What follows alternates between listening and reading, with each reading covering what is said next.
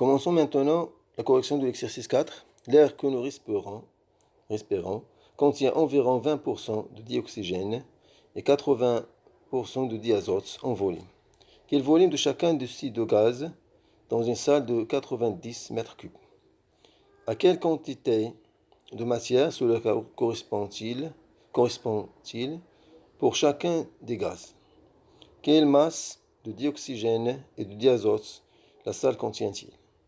Le volume est donné de cet exercice. Le volume molaire, c'est Vm égale à 25 litres par mol. Masse molaire de l'oxygène, c'est 16 grammes par mol. La masse molaire de l'azote, c'est 14 grammes par mol. Donc, commençons par la première question. Donc, le volume de l'oxygène. Donc, le volume de l'oxygène représente 20% de l'air qui nous entoure. Donc, on peut déduire de ce pourcentage le volume de O2 qui se trouve dans la salle. On multiplie 90 mètres cubes, le volume de la salle, fois 20%. Ça veut dire fois 20 sur 100. On trouve 18 mètres cubes. Multiplié 18 mètres cubes. Donc le volume de l'azote, N2. Donc le volume de l'azote représente 80% de l'air qui nous entoure. Donc Vn2 égale 90 multiplié par 8%. 80%. Ça veut dire multiplié par 80 sur 100. On trouve 72 mètres cubes. Donc si on fait la somme, ou bien si on désire vérifier le résultat obtenu, on peut faire la somme des deux volumes. On trouve 90 mètres cubes. On peut aussi trouver le volume de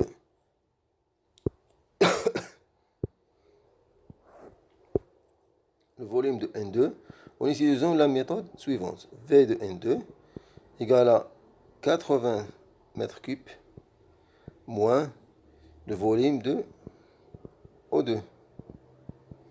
Donc 80 mètres cubes moins 18 mètres cubes égale 72 mètres cubes. En ce qui concerne deuxième question. À quelle quantité de matière cela correspond-il pour chacun des gaz? Donc on va نحددوا كمية المادة اللي كتناسب كل غاز. Donc on peut utiliser la relation suivante. Ainsi que N de gaz égale à V sur Vm, V de gaz sur Vm, où Vm c'est le volume molaire. Donc pour l'oxygène, on prend V de O2 sur Vm. Vm exprimé en lettres par mol.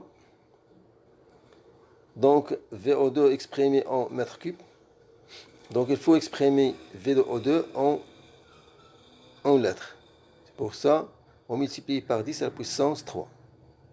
Puis on divise par le volume molaire. Ici on a lettres et aussi 20 lettres par mol. Donc on simplifie par lettres et on trouve finalement que la quantité de matière de O2 égale à 7,2 fois 10 à la puissance moins 2 mol. Pour l'azote, de même pour l'azote, on utilise la même relation. Donc N2 égale 72 multiplié par 10 à la puissance 3. Donc exprimé en mètres cubes, 72 exprimé en mètres cubes. Pour l'exprimer en lettres, on multiplie par 10 à la puissance 3 lettres. Et on divise par 25 lettres par mol. On simplifie par lettres et on trouve finalement 2,9 10 à la puissance 3 mol. Pour la troisième question, on désire trouver la masse de dioxygène et de diazote qui se trouve dans la salle. Ou bien que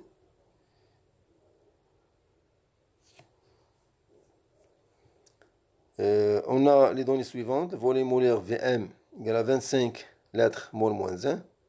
La masse molaire de l'oxygène, c'est 16 grammes mol moins 1. La masse molaire de l'azote, c'est 14 grammes par mol.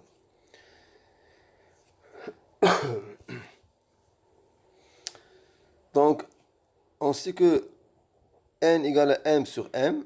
Donc, M égale à N fois M. Donc, pour le dioxygène, on a M de O2 égale à N de O2 fois la masse molaire de O2. Donc, ici, on a deux atomes d'oxygène. Il faut le mettre ici.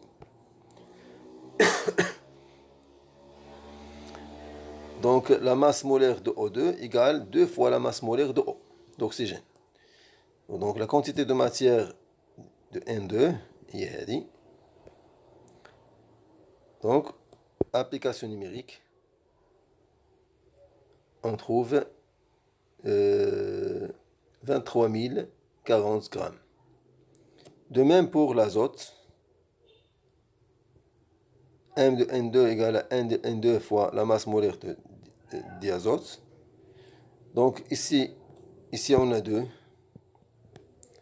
Donc la masse molaire de diazote égale à 2 fois la masse molaire d'azote.